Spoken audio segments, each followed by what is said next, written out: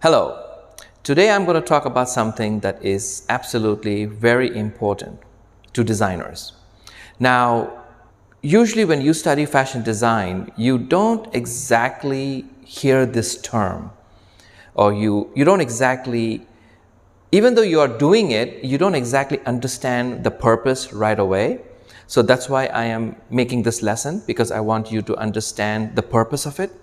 And I want you to know that it will actually help you to be a better designer. So, this is what it is.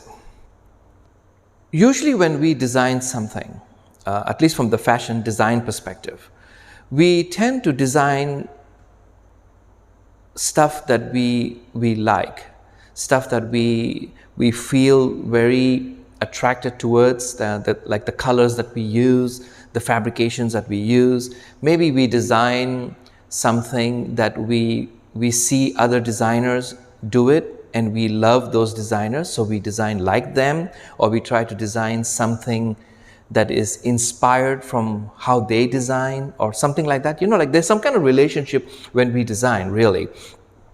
But in the mixture of this whole thing, like all this stuff that when we are designing, and I can't pinpoint it because every designer works very differently, right? I work differently from you. You might work differently from your friends. Everybody has their own way of approaching design. So in the gist of all this stuff, like this whole thing, there is this one thing that I think a lot of students actually, when you become a professional, you probably figure it out. As the more experience you gain, you actually figure it out. But when you are a student, you are so focused on your design that you don't see this thing. And I'm going to tell you right now what it is. Okay. So are you ready? All right. It's known as Eyetrace. Okay. It's known as Eyetrace. Now, what is this? What is the meaning of this? Okay. For example, if you open up a magazine, just like a nice magazine, what is the first thing you see? What is the first thing that you see? Anything that jumps up that is very attractive, either by color or by image, that is something that your eyes will probably look at immediately. Okay? When you're looking at, let's say, a fashion show, and so in the fashion show, what does your eye see? For example, let's say if I'm playing this little clip for you right now, are you looking at her hair? Are you looking at the clothes? Are you looking at the way she's smiling? Are you looking at her hairstyle maybe? Are you looking at the overall picture? Are you looking at the fabrication, like how the fabric looks like? What is it that your eye looks at? Now, your eye is actually a very wonderful thing, because it actually looks at so many things at the same time. It does.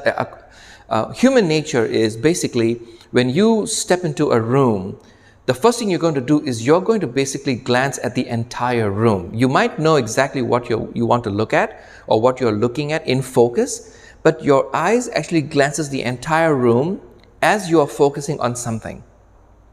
Now, this is a very interesting thing that I'm trying to explain to you. Now, Eyetrace is actually very much connected to photography and movie making.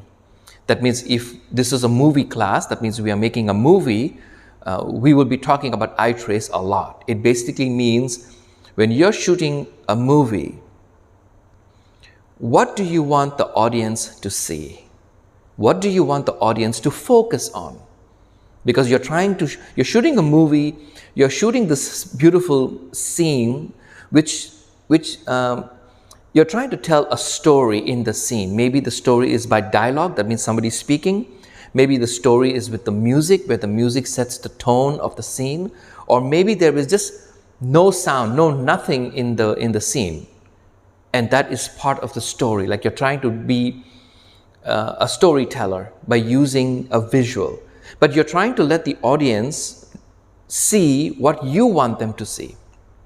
So you want them to focus on something. So in movie making, this is known as Eyetrace, where you basically are helping the audience see what you want them to see in that scene, so that way the story can actually continue. Okay, now that's an eye trace in movie making. When you look at photography, photographers know that when they shoot a picture, the eyes of the model is very, very important. So they will always tell the model, well, there's two things that the model can do. One is the model can look right at the camera. That means when they're looking exactly at the camera, they're looking exactly at you.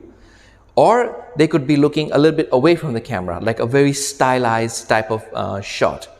They could be looking up, or they're looking down, or maybe they're looking towards the side, or maybe they're looking far away from the camera. But the good chance is, this is how the photographer will ask the model to look, the different directions of it.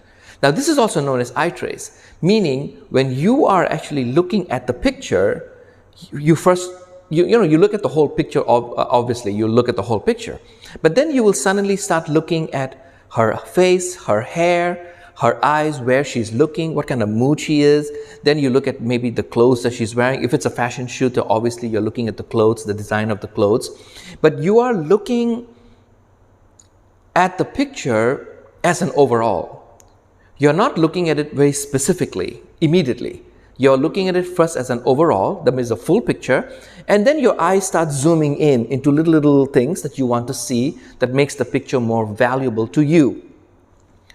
If you are making a presentation, if you're making a magazine, the first thing you should ask yourself is, when I open up the magazine, what do I want my reader, my audience, to look at? When I open the magazine, what do I want them to look at first? And see, when you're designing a magazine or when you're designing clothes, it is very important for you to specify in your head, what do you want the audience to see? What do you want the customer to see? I may have a beautiful garment. Let's say I'm wearing this polo right now. It's black in color, but I might have red buttons. So if I was wearing this and it had red buttons, there's a good chance that you'll probably be looking at the buttons, because you'll notice it, because red is standing very far away from black. But right now I have black buttons, and the black is blended with the black fabric. So you don't really see the buttons. So you just see me wearing this black garment. That's it. So that's intentional. All right? It makes sense. As a designer, whoever designed this polo, they probably said, you know what? I want the garment to be black, I want the buttons to be black, and of course I want the thread that is holding the button to the garment to also be black. As a designer, I could have had a black garment, black buttons, and maybe red thread holding the button on, or maybe blue thread holding the button on. So if I choose something like that, I know in the back of my head is the customer is going to look at the garment and look at that contrasting color and say, oh, that makes it very attractive. Usually people, when they buy a garment like this, they just want it dye to match. That means they want everything to just be one color. So if I was wearing a blue polo, the fabric would be blue, button would be blue, and the thread would be blue. That just makes perfect sense. If I'm wearing black, just like now, it's black fabric, black button, and black thread. So everything is matching.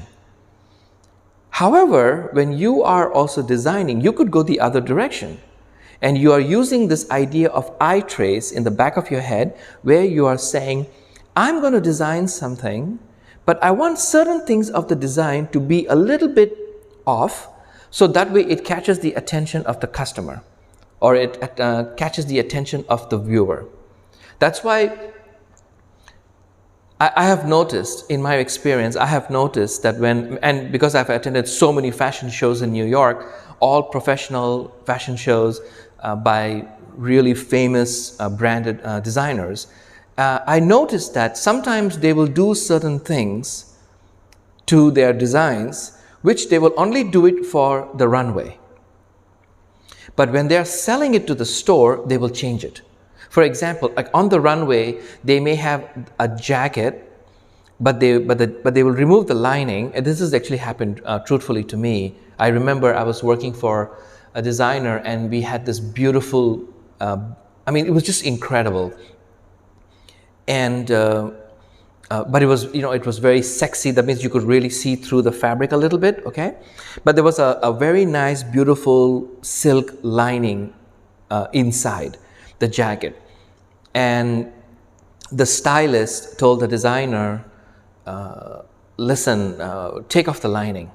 While we were doing model fittings before the fashion show, and we do that a lot. We do like a few weeks before the show where the stylist will come in and start making changes, start switching shoes, accessories, bags. That's just how they style a fashion show to make a very good presentation on the runway for the sake of the buyers and, of course, the photographers, the press, right? That's why we do fashion shows on that scale. And I remember, excuse me, the designer coming to me and saying, okay, I need you to carefully cut out the lining. Now, as far as I remember, that was a $4,000 jacket. $4,000 jacket. And he comes to me. He didn't go to anybody else. He came to me and he said, Fez, I need you to cut the lining out. Just very carefully, very nicely, take your time and cut it out and bring it back to me into the go-see, into the studio where the models are there. And we're going to try it on and we're going to see how it looks. And I was like mortified. I was totally scared. I was like, wait. So I went to the head tailor who was there, who's this guy from Los Angeles. And I told him, I think his name was Mr. Chen or something like that. And I forget his name. And I said, sir, can you cut him? He said, no, the designer asked you to do it, so you should do it. I said, I'm not so sure I really want to do it. Then I see the designer coming back to the studio, to the garment room, and telling me, oh, did you cut it yet? And I said, sorry, sir, you really want me to cut this? And he was like, yeah, just go ahead, just cut it very neatly, very nicely. Cut it like maybe, 3/4, like an 1/8 or 3/16 away from the seam so that the stitch doesn't unravel, right? It's a lining inside. So he said, just cut it very neatly, don't worry about it. So I went and I cut the whole lining. That means the body lining and the sleeve, because, now this jacket, without the lining, you can kind of see right through it. Well, not perfectly, but you could see, like if the girl was nude inside and she wore the jacket, you could not see everything, but you could make out that she was nude. Like she was not wearing a bra, or she was not wearing a t-shirt or any kind of garment under the jacket. And that was the kind of look that they wanted on the runway. And I was like, wow, so we are allowed to do this. And he was like, when we do a fashion show, we are here to impress the audience. We are here to sell the brand, to sell the label, to sell the philosophy of the designer's ideas on clothing and all that kind of stuff. And of course, to get the pictures in the magazines, sometimes you need to do something like that. So that was kind of a very interesting lesson that I learned, where I not just observed, but I was part of that lesson where I'm telling you, I have never cut fabric like that ever before, where I cut it so well that you could actually take a scale, a ruler, and measure every single thing. It was right to the millimeter. I was so careful when I did it. I was scared, I was nervous, my hand was shaking, because that's a $4,000 jacket that I'm basically destroying, in other words. But I remember seeing it on the runway. It was beautiful. It did not, I'm not a person that like to show women naked on the runway. I know some designers do it. I don't subscribe to that. I just don't think that that's the way of a woman should be dressed up very nicely. I like to think it like that. But sometimes on the runway, you need to do certain things just to have that ooh-ah moment where the purpose of doing a fashion show is to get your name out there. So I understand for that purpose it worked, even though she was not totally naked, thank God. But I was very happy to be part of that story, because I remember that this is what we had to do in order to make the presentation work. Even though it was only one garment, but it really worked. Because I remember the photo being in Vogue magazine, because I remember seeing the magazine at the designer studio later on, and it was right there, and I had this feeling where I was like, oh wow, I was the one responsible for cutting the jacket, and there's the picture of her on the magazine, which was kind of cool. Anyway, so I'm getting off the point. But that is the meaning of Eyetrace. Eyetrace basically means you design certain things in a certain way, so that way you control how the audience is looking at the picture, or if it's a movie, it's the moving picture. If it's a magazine, the way the magazine is laid out, the way you use the lettering, the way you compose everything, it's all super important. So Eyetrace is something that it's a skill that we need to develop. This is not something that you just read a book and you know how to do it. You have to practice a few times, make mistakes a few times, and then you really get better at it. So next time when you guys are working on any design on paper, or like when you're sketching out an idea, or when you're doing a little bit of a styling, please ask yourself the simple question: what will my audience see first? And there's nothing wrong if your answer is, if I'm looking at a model, the first thing I'm going to look is at her face. That's why hair and makeup is very important when you're doing a fashion show. You want the girl to have the hair and makeup that is very complementary to the design of the clothes that you're doing. So that's why when you do a fashion show, when you work with professional hair and makeup people, they will come and want to see the clothes.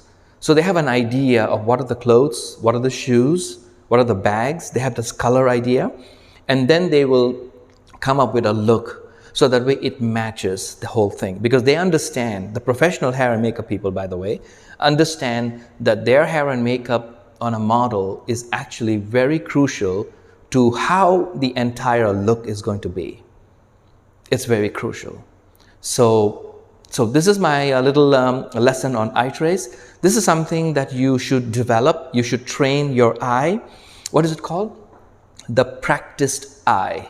Means you train your eye to start really looking at all these details, so that way when you design something, when you present something, you should ask yourself that million-dollar question is, okay, when I open up this magazine that I have designed, what will my audience look at first? Of course, they will look at the whole magazine, or the whole page, but what will they look at first on that page? And things like that should actually dictate how you lay out your magazine.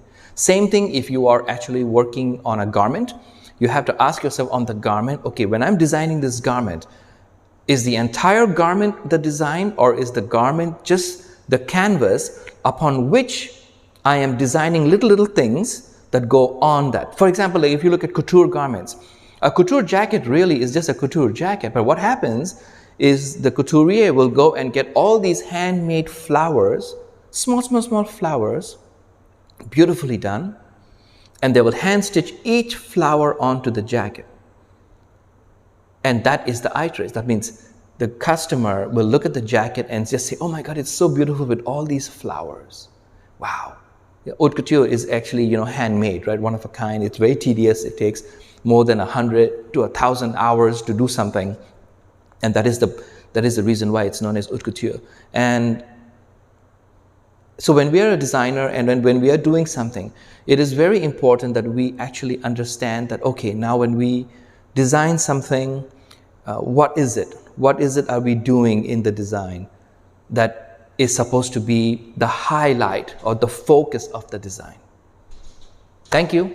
That's the lesson. Thank you for watching the video. If you subscribe, thank you. If you like, thank you. And hope to see you in the next one.